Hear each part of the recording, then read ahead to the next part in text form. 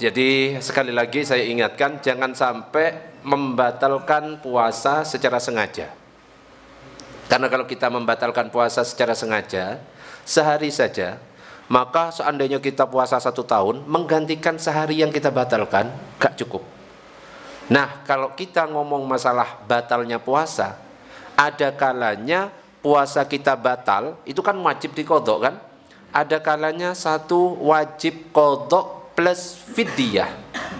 2, ada kalanya qodho saja tanpa fidyah.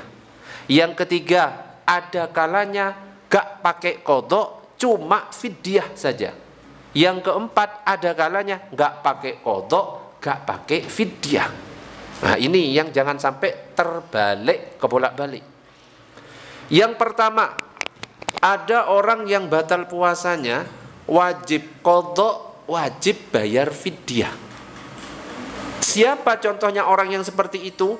1, orang yang punya hutang puasa, misalkan karena sakit dan lain sebagainya, terus belum membayar puasanya sampai masuk Ramadan berikutnya. Misalkan Ramadan kemarin punya hutang puasa, paham sampai di sini? Terus gak bayar sampai keburu masuk, Ustadz saya punya utang 5 belum saya bayar. Bukan berarti ada pemutihan, okay? Tetap wajib qodho, karena melewati Ramadan berikutnya bayar fidyah masing-masing 1 puasa 1 mud. Berarti kalau 5 puasa yang belum diqodho berapa mud? 5 mud. 1 mudnya berapa? 6,75 ons. Mudahnya 1 kilogram. Berarti kalau 5 hari 5 kilogram. Wajib qodho plus fidyah. Sampai di sini bisa difahami? Nah. Contoh lagi, ada orang hamil atau menyusui.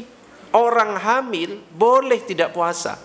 Orang menyusui juga boleh tidak puasa. Tapi alasan tidak puasanya harus ditanyakan. Kenapa kamu, hei orang hamil, kok tidak puasa? Saya tidak puasa karena khawatir diri saya ini agak lemah. Nah, kalau alasannya karena dirinya, cukup qodho, gak pakai fidyah. Tapi kalau alasan dia tidak puasa karena saya khawatir bayi saya nanti malah nggak sehat, wajib qodho plus fidyah. Sampai di sini difahami? Jadi kalau karena dirinya cukup qodho, tapi kalau karena orang lain, karena si bayi, wajib qodho plus fidyah. Nggak ada ceritanya cuma bayar fidyah saja. Yang ada praktiknya sekarang, ada orang hamil, menyusui, gak puasa, cuma bayar fidyah. Itu salah. Sampai di sini bisa difahami? 1. Yang kedua, ada kalanya orang batal puasanya wajib qodho saja, gak pakai fidyah. Contoh, orang pingsan, sakit, gak perlu fidyah, langsung aja dibayar, diqodho di bulan-bulan selain Ramadan. Atau orang lupa tidak niat, Ustadz saya lupa nggak niat, bangunnya itu setelah azan subuh. Loh tadi malam nggak niat? Nggak terawih. Terus tidur, bangunnya habis sholat subuh. Gimana Ustadz? Puasanya tidak sah, tapi nggak boleh makan sampai maghrib. Ya, bukan karena tidak niat, langsung tiba-tiba makan pagi, okay? Makan siang, asarnya rokokan sambil nunggu buka. Ndak, okay? Tetap ditahan mulai dari pagi sampai maghrib. Tetapi karena dia tidak niat, wajib qodho di bulan-bulan yang lain. Makanya di awal Ramadan saya kan ngepost kan, silahkan dibaca. Khawatirnya lupa niat. Kalau lupa niat aman, karena sudah baca 2 niat. Sudah baca semuanya? Bapak-bapak semua? Kan saya post, tak ulang-ulang. Ayo dibaca, ayo dibaca. Ya itu enaknya, kita ngaji bareng bisa saling ingatkan. Gak ngerti jadi ngerti. Oke? Terus kalau ada orang mau keluar misalkan musafir, apakah boleh tidak puasa? Boleh enggak orang musafir? Boleh dengan syarat dan ketentuannya. Orang sudah boleh tidak berpuasa kalau keluar dari rumahnya itu sebelum subuh. Misalkan berangkat jam 3, berangkatnya ke Madura, karena keluarnya sebelum subuh sudah tidak berpuasa, boleh. Sampai di sini paham? Nah, kalau berangkatnya setelah subuh wajib berpuasa. Baru kalau di perjalanan tidak kuat boleh berbuka. Tapi nanti diqadha. Bisa difahami sampai di sini? Nah, karena ini harus paham. Ada orang nggak paham, yo pagi itu wis makan, sarapan jam 10 rokokan. Ditanya, loh kok gak puasa? Itu musafir, jam berapa berangkatnya? Habis isya. Loh yo apa habis isya wis gak makan dari pagi kok ya apa? Ustadz, saya ini naik kereta api, berangkatnya jam 10 Ustadz. Gimana Ustadz? Ya kalau memang pengen tidak puasa dari awal, diakali. Berangkatnya jam sebelum subuh. Keluar dari rumah sebelum subuh, nongkrong di mall, di stasiun, rokokan. Gak apa-apa, kenapa? Keluarnya sudah sebelum subuh. Bisa difahami sampai di sini? Berarti ngakali malaikat, gak apa-apa. Kenapa? Karena sesuai dengan ketentuan. Sampai di sini difahami? Nah, yang ketiga, ada kalanya cukup bayar fidyah, gak pakai qadha. Siapa contohnya? Orang yang sudah sepuh, yang sudah tua, yang sudah tidak mampu berpuasa, jangan dipaksa. Ya, punya orang tua kok sepuh wis tidur terus. Apalagi wis pikun. Kalau pikun wis gak usah puasa, gak wajib. Karena orang puasa itu harus mukallaf, berakal, ya. Pikun itu sudah dianggap akalnya masih sudah tidak sempurna. Jadi kalau ada orang tua masih sehat akalnya tapi gak mampu puasa, cukup setiap hari bayar fidyah, tidak perlu diqadha. Atau ada orang sakit gak ada harapan sembuh. Nah, kalau misalkan cuma panu wis gak poso, itu yo bukan alasan seperti itu. Memang sudah dokter bilang ini gak ada harapan sembuh, harus makan tepat waktu, makan aja, gak usah puasa, tapi bayar fidyah. Terus yang keempat, gak wajib qadha, gak wajib fidyah. Contohnya apa? Orang gila. Makanya kalau misalkan kok ada orang siang-siang makan, ya kelihatan kakinya nggak ada kepalanya, kita harus husnudzon. Jangan-jangan satu, dia mungkin orang gila. Kita husnudzon, jangan gak poso ini dosa, jangan. Kita husnudzon, jangan-jangan satu, orang gila. Dua, mungkin dia lagi menstruasi. Yang ketiga, mungkin dia anak kecil. Yang keempat, mungkin dia setan yang lepas, kan kau no kepala cuma kaki. Jadi 4 hal ini jangan sampai kebolak-balik, harus difahami. Allahumma shalli ala sayyidina Muhammad. Yes. Ada pertanyaan sampai di sini? Silakan, Bu Us.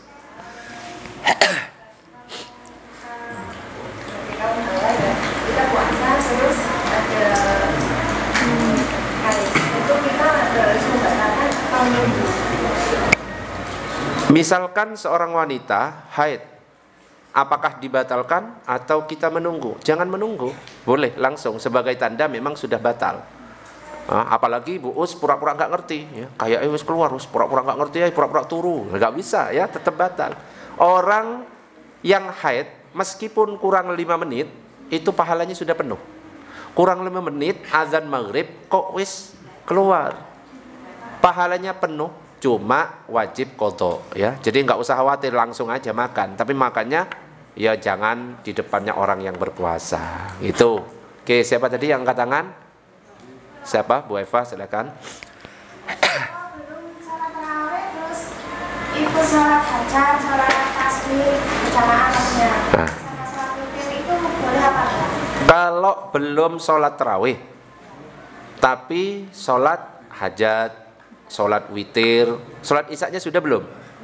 Sudah. Nanti isya-nya belum, maghribnya belum, asar belum, malah parah itu ya. Sholat tarawihnya belum Ustaz, tapi saya sholat hajat dulu, boleh apa enggak? Boleh. Saya sholat witir dulu, boleh apa enggak? Boleh. Baru tarawih. Tapi kalau nanti witirnya duluan, kemudian tarawihnya akhir, enggak usah witir lagi. Cuma afdolnya, yang paling afdol itu adalah witir itu jadi penutup setelah sholat tarawih. Baru nanti tengah malamnya boleh sholat hajat, tahajud, tasbih, atau sholat-sholat sunnah yang lain. Tapi jawabannya boleh. Ya, ada lagi pertanyaan? Silakan. Ya, Pak siapa ini? Pak Hari, kok sampai lali Pak Hari? Kalau benar-benar kita sedang jamaah salat tarawih, kita bakal itu kita ikutinya masuk itu tarawih itu terus kita mengganti kekurangan atau gimana? Saat sholat tarawih dapat 1 rakaat batal, wajib keluar, wudhu, langsung ngikuti. Kan berarti kurang 1 rakaat, nanti nambah seperti biasa 1 rakaat, ikuti lagi terus dikejar. Nambah 1 rakaat, hah? Telat terus akhirnya gitu ya. Apakah telat terus Ustaz? Gak apa-apa sebenarnya telat terus. Ustaz tak tunggu nanti aja, saya ikut nanti terus 1 sholat yang belum, nanti saya sholat waktu doa tarawih misalkan, boleh ya. Misalkan telat karena wudhu misalkan ya, terus ini sudah salam, gak jadi ikut yang tarawih yang 1 ini ketinggalan, ya sudah ikuti yang berikutnya. Ketika sudah tarawihnya selesai, imam kan doa biasanya, sholat tarawih tambahannya sebagai pelengkapnya. Oke, ada pertanyaan lagi? Siapa? Bu siapa? Biar kenal ini semuanya, Pak Herman biar ngafalkan. Bu Bibit, Sukolego. Kalau pada bulan Ramadan ada suami istri yang berpulang badan pada siang hari, kan itu dilarang. Nah, itu untuk penebusan dosanya juga. Penebusan dosa. Oke. Jadi bagaimana kalau ada suami istri berhubungan di siang hari bulan Ramadan? Bu Bibit sudah pernah? Oh belum ya. Ya kan biasa. Lah sama tahu saya pastikan. Jadi saya cuma nanya gitu ya. Jaga-jaga ada yang pernah. Ada yang pernah angkat tangan dapat door prize?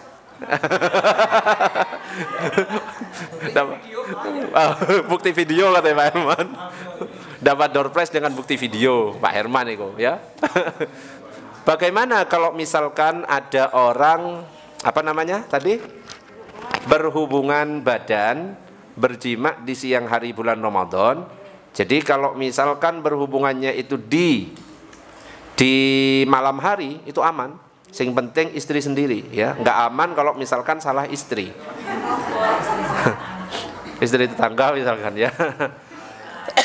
Bagaimana kalau ada orang yang membatalkan dengan berhubungan suami istri di siang hari?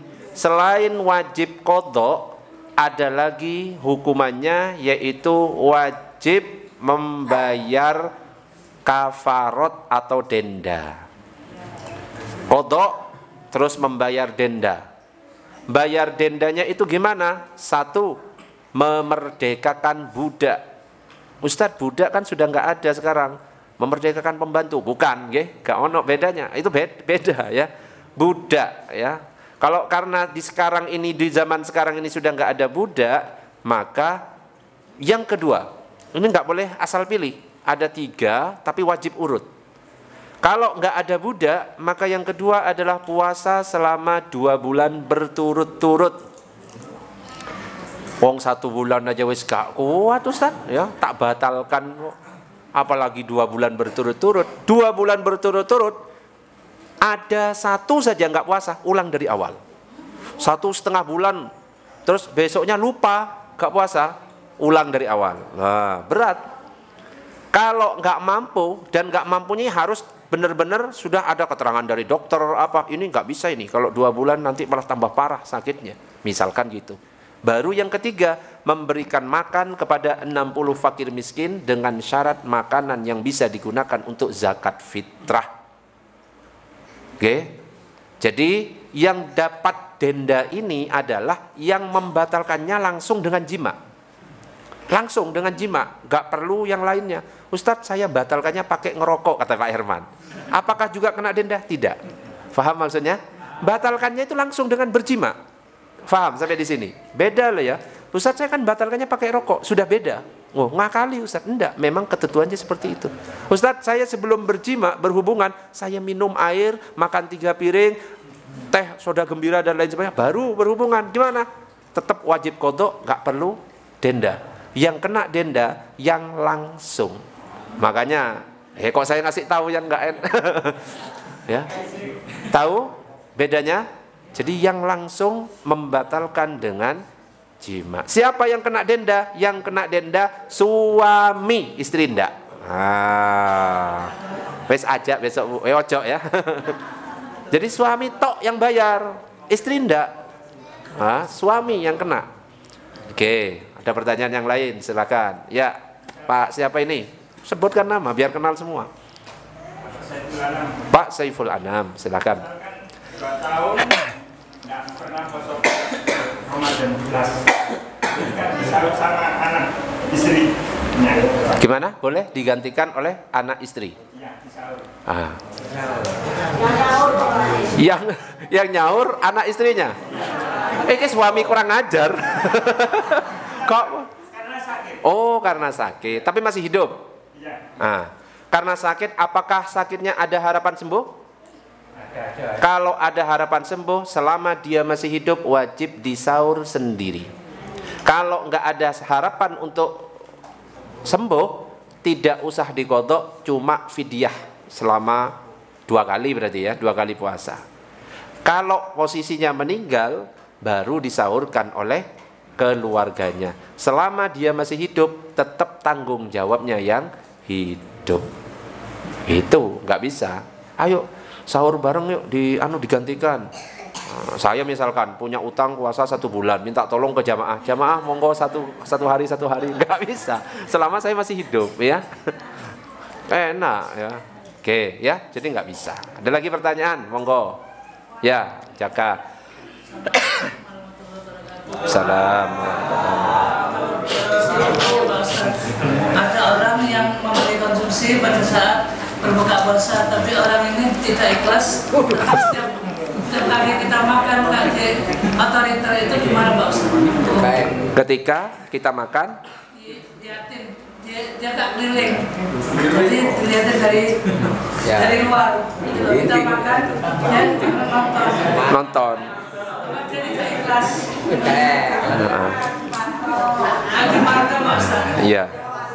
Jadi ada orang ngasih makan gak ikhlas, ya nggak usah ngasih ya kan? Atau dia sebenarnya ikhlas karena yang makan Jaka jadi gak ikhlas, bisa kan? Oh kok sing makan Jaka gak ikhlas wes gitu ya. Gak usah dipikirkan ya, masalah ikhlas atau tidak urusannya Allah. Mas Jaka nggak usah ngelihat dia ini nggak ikhlas. Itu berarti suudzon. Karena yang tahu ikhlas atau tidak ikhlasnya seseorang hanya Allah. Malaikat itu nggak ngerti. Makanya kan pernah saya ceritakan dalam kitab Tanbihul Ghafilin, ada orang mati ya, amalnya itu dibawa ke malaikat lantai 1. Wih, iki bagus iki. Merangkat, masuk lantai 2. Malaikat menganggap bagus semuanya, tapi setelah menghadap di Allah, ini amal bukan karena aku, tapi karena riya, dikembalikan. Jadi malaikat gak ngerti, malaikat tugasnya cuma nyatet. Ya, kalau malaikat saja gak ngerti, apalagi kita.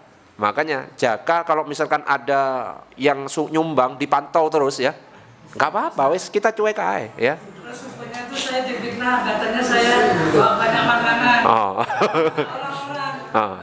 Apalagi ditambah lagi difitnah ya. Iki Jaka iki wes gak poso ya. Dibungkus gitu ya. Bungkusnya wakeh maneh ya. Wes gak poso mokel.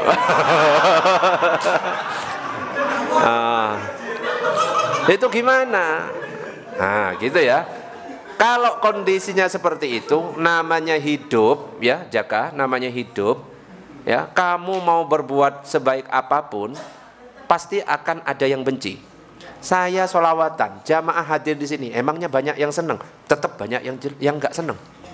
Apalagi Jaka yang nyolong makanan. Contoh, bukan Jaka ini, Jaka Sukolego itu loh. Contoh kan ya, nggak usah emosi. Jadi sebaik apapun kita, ya kita rajin sholat berjamaah, ngaji, khatam sehari 2 kali misalnya, belum tentu semua orang itu suka kepada kita. Ya, ibu-ibu hadir ke sini, memangnya nggak ada yang ngomongin, semuanya, wih ahli ibadah, enggak. Opo ae sok-sok suci, pasti banyak yang kayak gitu. Biarkan, Ya, tanda kayak lagu ya. Biarkan sakarepmu. Apa Ipin saya terbawa-bawa lagu saya. Masih ingat ya ibu-ibu lagu sahur gak sahur sakarepmu, poso gak poso sakarepmu, ora sahur sakarepmu, ora poso sakarepmu. Gusti Allah wis ngerti karepmu, kurang kompak. Sahur gak sahur sakarepmu, poso gak poso sakarepmu, ora sahur sakarepmu, ora poso sakarepmu. Gusti Allah wis ngerti karepmu. Enak loh ngaji sama saya ya, enak, enggak serius-serius ya. Wis sholat tarawih cepet cuma 5 menit tadi. Siapa yang ikut tadi? Sholat tarawihnya tadi itu Mbak 10 menit ya Bu Us ya? 10 menit. Wis capek soalnya ya. Mulut itu wis bengkok kabeh. Ya, selama seminggu bismillah wis bulet akhirnya ya wis bismillahirrahmanirrahim alhamdulillah. Yang penting ikhlas. Ada pertanyaan yang lain? Fauzan. Ada dua pendapat Ustaz. Heeh. Itu ngasih 3 sama 2 sama 1. Terus habis itu yang kebanyakan itu kan 2 sama 1. Nah. Kalau misalnya 2 sama 1 ini kan menurut saya kayak nggak bisa dibilang itu gitu Ustaz. Soalnya kan yang 2 ini kan genap. Nggak genap buta, terus nggak ada kaitannya dengan 1. Soalnya dari awal kita takbiratul ihram sampai salam kan sholat itu sendiri. Nggak ada kaitan sama sholat yang 1 tadi. Menurut pandangan Ustaz, maksudnya yang 21 ini bagaimana? Sama kalau misalnya yang sholat yang 2 ini niatnya itu bagaimana Ustaz? Berarti kalau sudah diakhiri wis terputus gitu ya sholat tadi. Berarti kalau saya sholat 11 rakaat, Fauzan langsung 11 rakaat gak berhenti-berhenti. Karena kalau saya pisah 2, 2, 2, 1 jadinya kan terpisah semua. Nah, sholatul lail masna masna. Sholat malam itu 2-2. Itu Nabi yang mengatakan. Makanya harus ngerti. Ya, kalau misalkan kita sholat witir 3 rakaat, wis biasa langsung 3 kali. Tanpa ada tahiyat awal. Kalau kita misah ada, tapi niatnya itu ada usolli sunnatan minal witri rakaataini. Ada minnya. Makanya gunanya kita ngerti bahasa Arab itu supaya niatnya benar.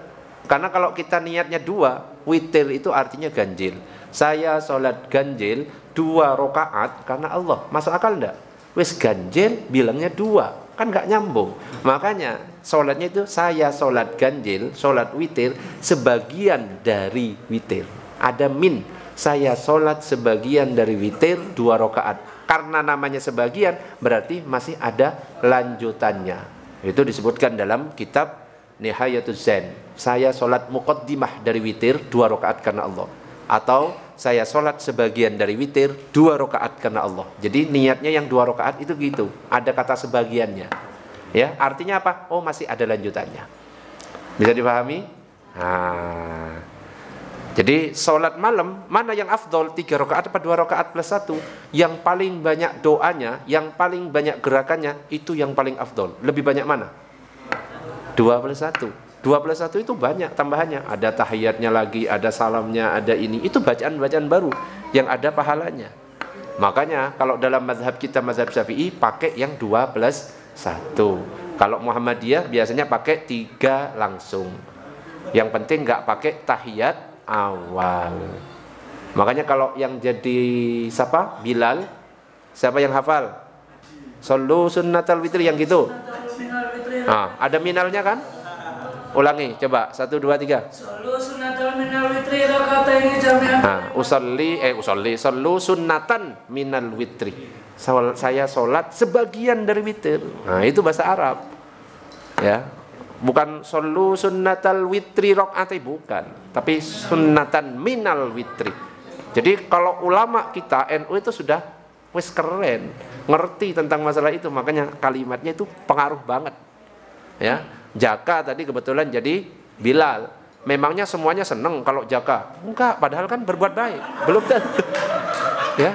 Belum tentu. Ada orang berbuat baik belum tentu. Saya ngimami cepet kayak tadi. Ono sing seneng, ono sing kok cepet banget gitu loh. Ono sing Ono sing, wih enak iki, cepet iki. Ada. Ya. Wong belum mulai wis sudah salam ya, tadi sholatnya itu. Belum mulai wis salam duluan. Ya, Pak Herman misalkan ya nanti rokokan ono sing seneng, ono sing enggak. Ya. Heeh. Ya nanya Ustaz, rokok begini. Ustaz, maaf ya. Rokok itu sebenarnya memang membatalkan puasa positif atau sebenarnya itu hanya mengurangi pahala. Ya, masalahnya kan gini. Ini tanpa ilmu, cuma geram jalan ya. Ini loh ya. Kan yang membatalkan puasa itu kan menahan makan dan minum dan hal lain ya. Rokok itu gak dimakan dan tidak diminum. Jangan-jangan rokok ini sebenarnya hanya mengurangi kesempurnaannya pahala puasa, bukan batalkan dia. Kalau dikatakan masuk dari lubang, ya pun setelah dicop dikeluarkan lagi. Ya. Apakah rokok itu membatalkan puasa atau mengurangi pahala sebenarnya? Kan nggak dimakan, ya nggak kenyang, ya Pak Herman ya. Sebentar, saya tanya, kalau misalkan kita membersihkan telinga pakai cotton bud, batal apa enggak? Batal, padahal nggak mengenyangkan. Tapi masuknya lebih dari ukuran kelingking. Ini rokok. Nah, ini bukan urusan telinga, ya. Ini rokok. Rokok itu justru malah masuk ke hidung dan tenggorokan dan dianggap sebagai ain. Karena apa? Ada kandungan nikotinnya di situ. Berbeda dengan kentut. Kentut itu nggak mengandung nikotin. Kalau seandainya Pak Herman yang ngentut karena sering merokok, bisa-bisa itu membatalkan karena mengandung nikotin. Kalau paman nikotinnya nggak ada dari yang putihan gitu, memungkinkan. Nah, ya. Misalkan putihan ya. Jadi Pak Herman itu langsung membakar kertas, langsung disedot gini, bos, gitu ya. Nggak pakai nikotin, nggak apa-apa. Yang penting kertasnya nggak masuk ke dalam mulut, itu aman. Ya, ada asap, tiba-tiba kita kesedot, nggak batal, karena nggak ada kandungan ain yang bernama nikotin itu. Jadi batalnya karena ada kandungannya. Inhaler fix itu nggak membatalkan.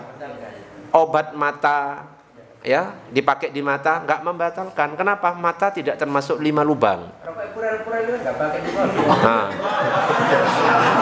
saya ngeyel lah ya. Padahal Jaka ya wes ngeyel, iki lebih ngeyel. Ya sudah, untuk Pak Herman rokok halal. Malam hari gitu.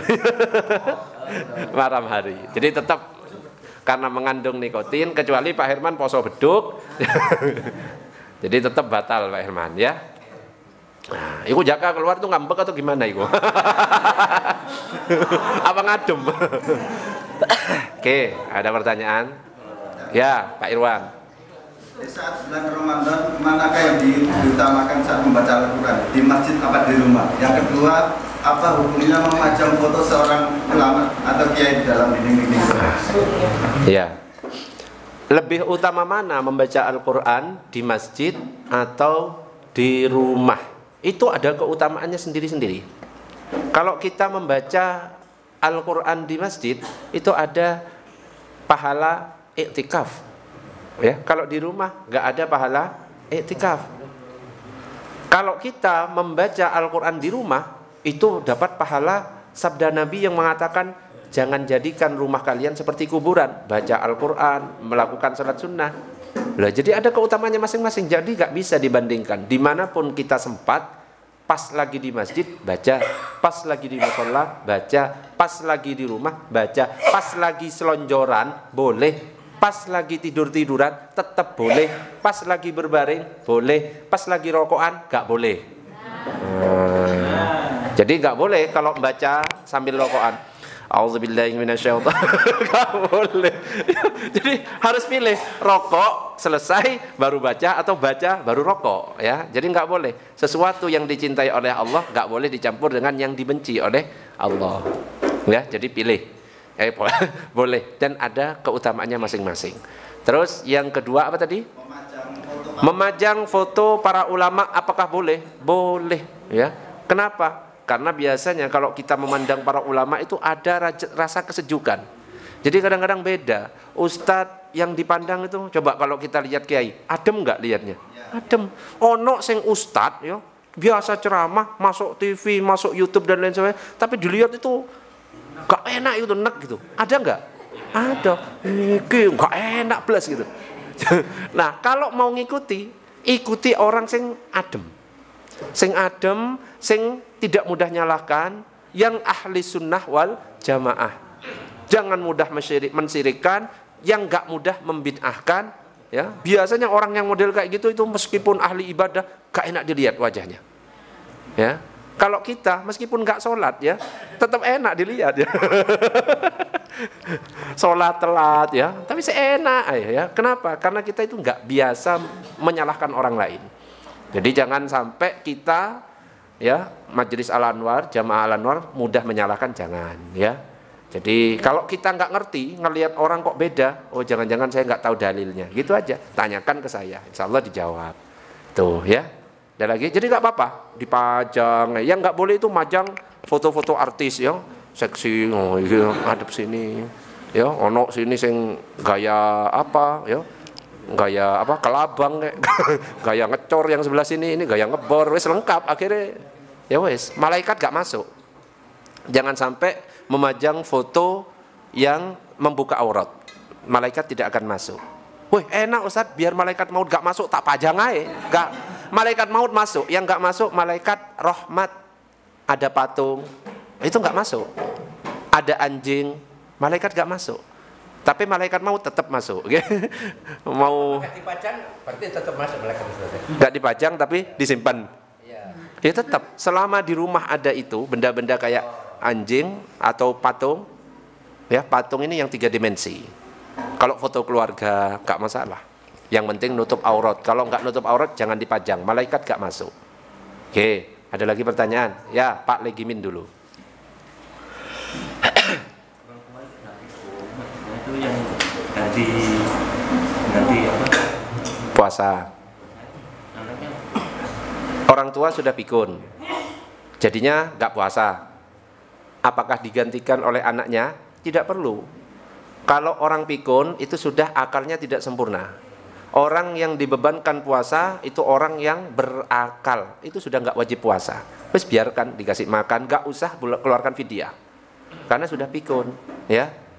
Jadi karena kayak nggak normal gitu loh, bahasa kasarnya itu ya kayak nggak normal lagi. Cuma ya kita nggak ngomong seperti itu. Oh nggak usah puasa, kamu sudah nggak normal, ya jangan ya.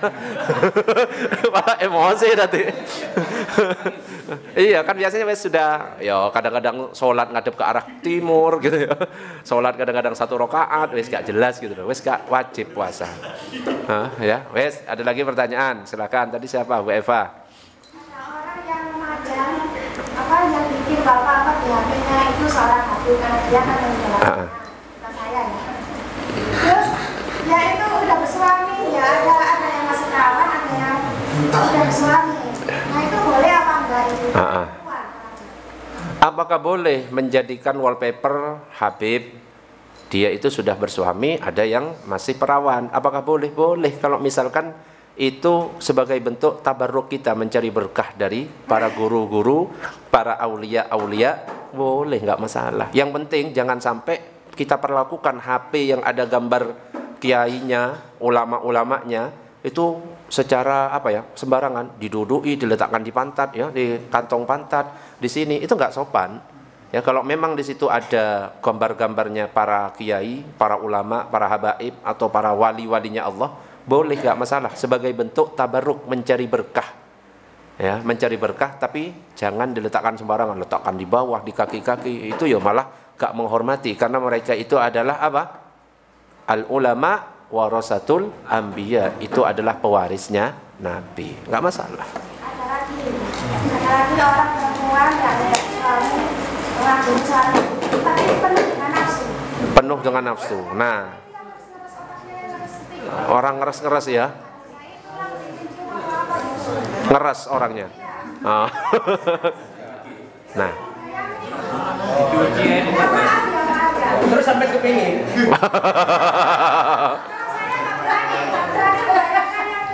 Iya.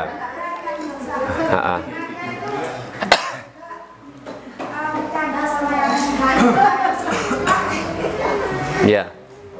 Jempolnya ya, jempol kakinya seberapa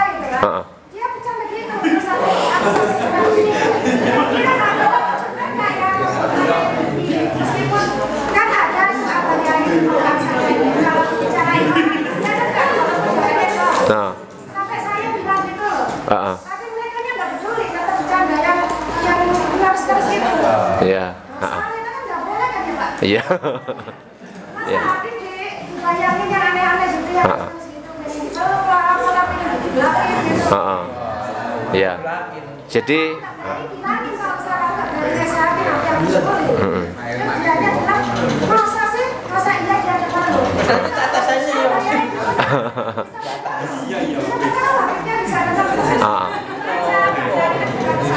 Ya.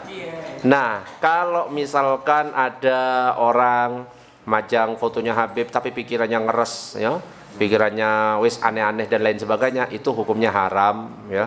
Apalagi punya keinginan ngano Habib lah, apa pengen meluk Habib dan lain sebagainya. Nah, itu nggak boleh ya, itu hukumnya haram. Nah, iya. Kadang-kadang kalau mau ngasih nasihat, kalau temen itu malah justru tersinggung. Ya.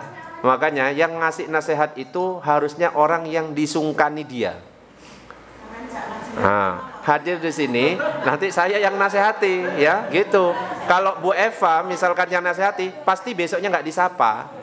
Nah, sama. Kalau datang ke sini malah banyak Ustaz. Ada masalah lagi mau.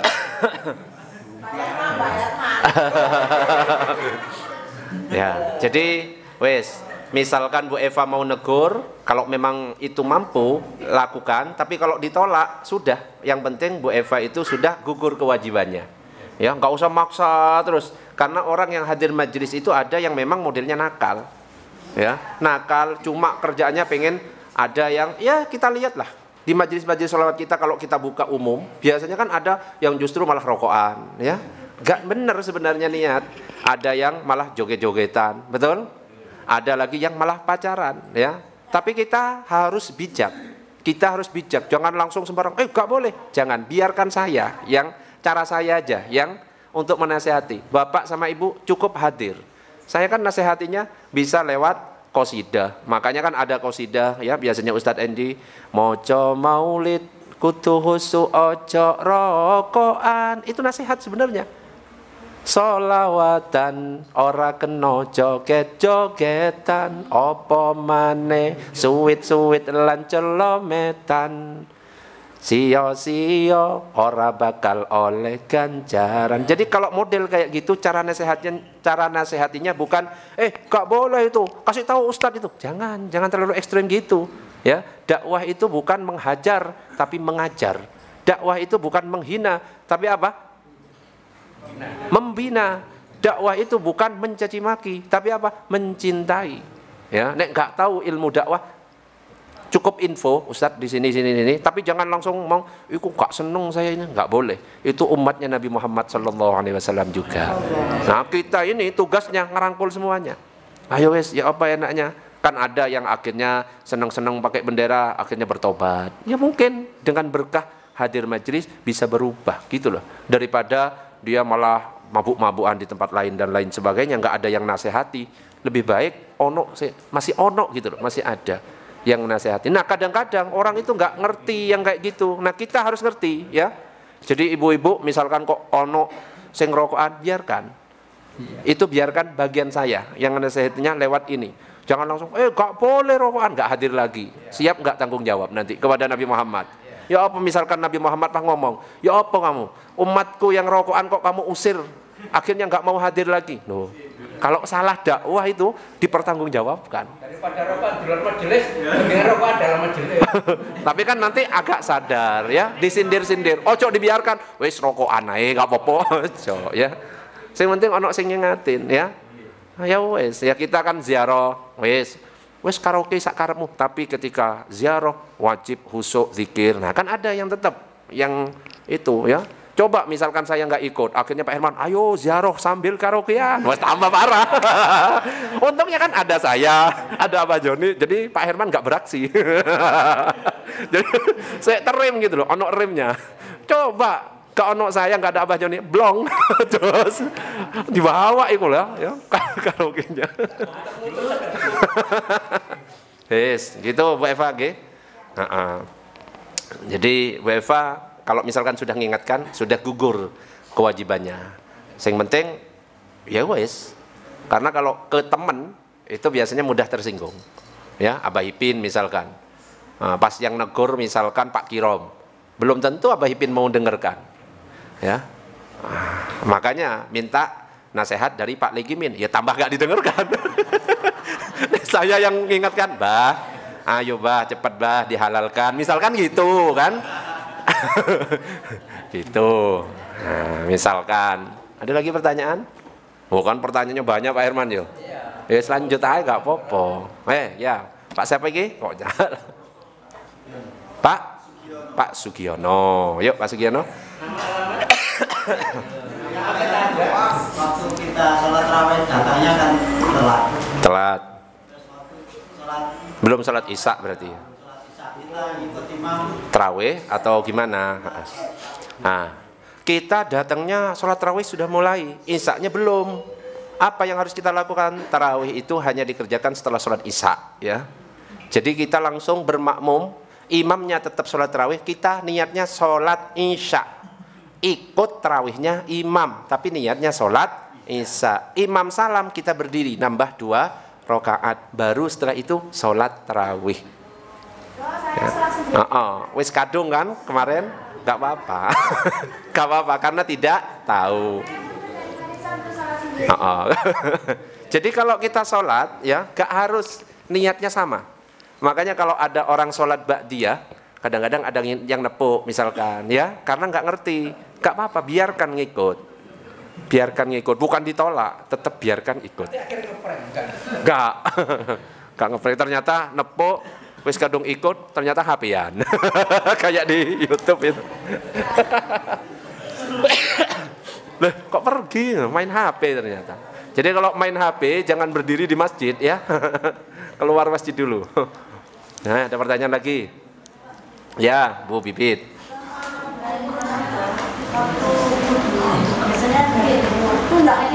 Nah, waktu bulan Ramadan saat wudhu itu kan biasanya kumur-kumur. Apakah nggak kumur-kumur nggak apa-apa? Kumur-kumur hukumnya sunnah. Di luar Ramadan sunnah, di dalam Ramadan juga tetap sunnah. Ya, tapi syaratnya kalau di dalam Ramadan tidak boleh korupsi.